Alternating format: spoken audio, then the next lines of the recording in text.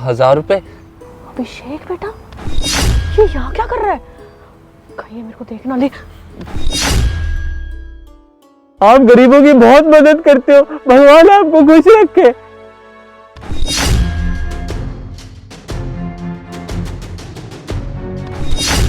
माँ, ये भिखारी अभिषेक की माँ है। माँ आप यहाँ क्या कर रही हो?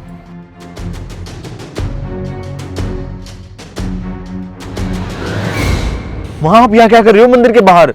अभिषेक बेटा, जब इंसान 3 दिन से भूखा होगा तो वो क्या करेगा? मंदिर के बाहर बैठ के भीख ही तो मांगेगा ना बेटा। लेकिन माँ आप भूखे क्यों हो? आपको तो घर होना चाहिए ना।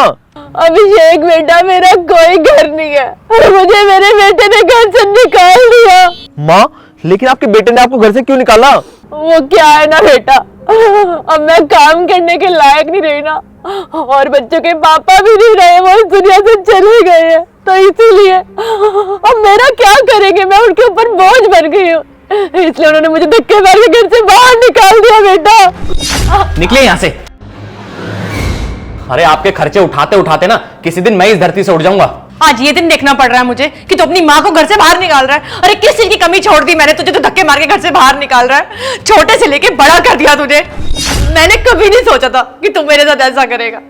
अरे मैंने कभी तेरे में और बहू में फर्क नहीं समझा था। तुम दोनों मेरे में कैसे फर्क समझ रहे हो? क्या गलती है मेरी, मुझे ये तो बताओ। अरे मैं तेरी माँ हूँ, तेरा फर्ज बनता है कि बुढ़ापे में तू मेरी सेवा करे, और तू मुझे धक्के मार के घर से बाहर निकाल रहा है। अरे इतनी ठंड में मैं कहाँ जाऊंगी? अरे फर्ज तो मेरा ये भी बनता है कि मैं अपनी बीवी का ध्यान रखूं, इस घर के खर्चे उठाऊं। अरे आपकी दवाइयों के खर्चे उठाते उठाते ना मेरी सारी सेविंग खत्म हो गई। आप ना मुझे किसी दिन कंगला करके छोड़ोगे। हाँ, और आपकी वजह से ना हम दोनों को पर्सनल टाइम नहीं मिलता है बिल्कुल भी। आप पूरे दिन मुझे काम बताती रहती हो, चाय बना दो, खाना बना दो, मेरे पैर दबा दो, सर दबा दो। मेरा मन तो करता है किसी दिन आपका गला ही दबा दूं, लेकिन खैर छोड़ो। दोबारा ना हमें अपनी शक्ल मत दिखाना, निकलो यहाँ से।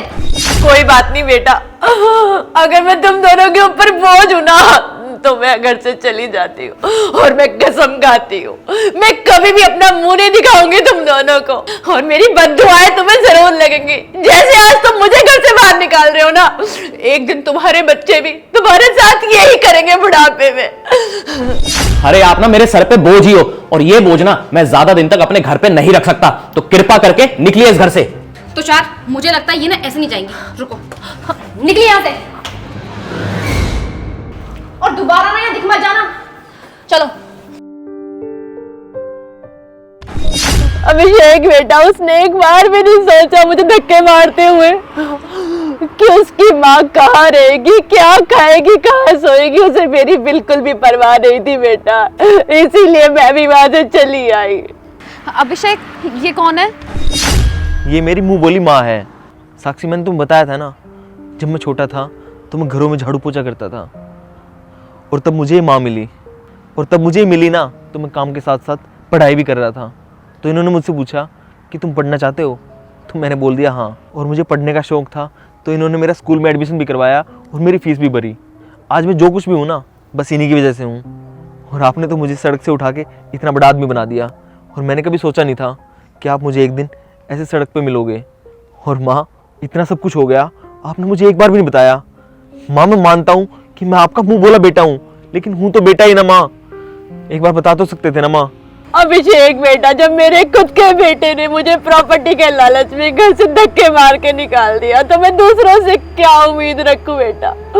मैंने तो अपने दिल के ऊपर पत्थर रख लिया कि इस दुनिया में मेरा कोई है ही नहीं है। अकेली आई थी और अकेले इस दुनिया से चली जाऊंगी। और एक बात बताओ अभिषेक बेटा, अब तो मुझे लगता है बस यही मेरी जिंदगी है।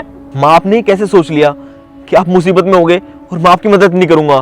आपने तो एक गरीब बच्चे की जिंदगी संवार दी, और अब मेरा भी तो फर्ज बनता है कि मैं आपकी मदद करूं। माँ छोड़ो ये सब, अब चलो मेरे साथ।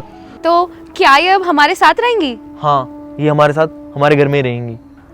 माँ, क्या हुआ अगर आपके एक बेटे ने आपको घर से निकाल दिया, लेकिन आपका दूसरा बेटा अभी जिंदा है, और मेरे रहते हुए ना आपको किसी चीज़ की कमी नहीं आएगी। अब चलो मेरे साथ घर।